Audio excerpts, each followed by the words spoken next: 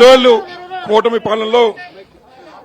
కూటమి పాలనలో మరి ప్రజలు నమ్మి అవకాశం ఇస్తే వారిని నట్టేట ముంచి మోసం చేసినటువంటి ఈ కూటమి ప్రభుత్వం ఈ రోజు ఇచ్చినటువంటి హామీలు ఏది కూడా అమలు చేయకుండా ముఖ్యంగా మరి నిరుద్యోగ భృతి 3,000 రూపాయలు 3,000 రూపాయలు ప్రతి నెల ఇస్తానన్నటువంటి చంద్రబాబు నాయుడు గారు ఇప్పటి వరకు సంవత్సరానికి మరి 36,000 రూపాయల్లో ఒక్క రూపాయి కూడా ఇవ్వకుండా ముఖ్యంగా నిరుద్యోగులకు నడ్డి విరిచి మరి ఈ రకంగా ఏదైతే కూటమి ప్రభుత్వంలో టీఎస్సీ పోస్టులు అమ్మబడునటువంటి కౌంటర్లు పెట్టి నారా లోకేష్ గారు ఇవాళ మరి ఈ యొక్క ఉద్యోగాలన్నీ అమ్ముతున్నారు.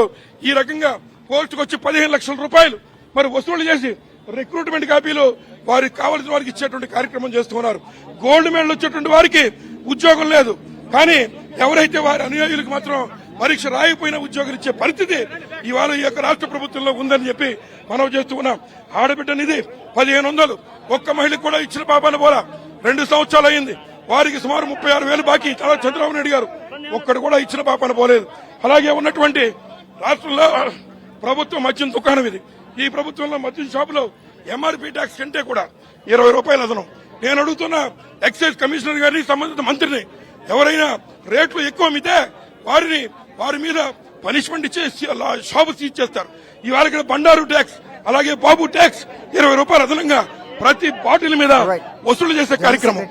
అలాగే రైతు కార్యక్రమం ఏదైతే రైతుకు పెట్టుబడి సాయం 20-40 వేలు ఇవ్వాల్సిన పరిస్థితి ఉంటే ఇచ్చిన దాఖలా లేవు. అలాగే యూరియా రేట్లు డిఏపీ రేట్లు 20 రేట్లు ఎరువుల రేట్లు పెంచేశారు. మొక్కజొన్నకి కనీసం గిట్టుబాటు ధర లేదు. 1,600 గిట్టుబాటు ధర ఉంటే ఇవాళ మరి 2,400 గిట్టుబాటు ధర ఉంటే 1,600 కూడా ఇచ్చిన పాపన పోలేదు.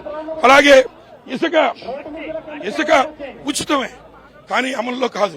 ఇక్కడ బండారు ట్యాక్స్ కట్టాలి. మా ప్రాంతంలో ఉండేటువంటి ఇసుక ఇది మరి లారీ వచ్చి 10,000కి అమ్మే కార్యక్రమం.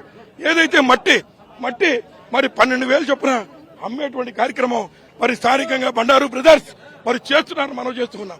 అలాగే 50 సంవత్సరాలు దాటిన వారికి పెన్షన్లు మరి ఒక్కరికి కూడా కొత్త పెన్షన్ ఇచ్చిన దాఖలాలు లేవు. దాని మీద కూడా మరి యుద్ధం చేస్తున్నాం.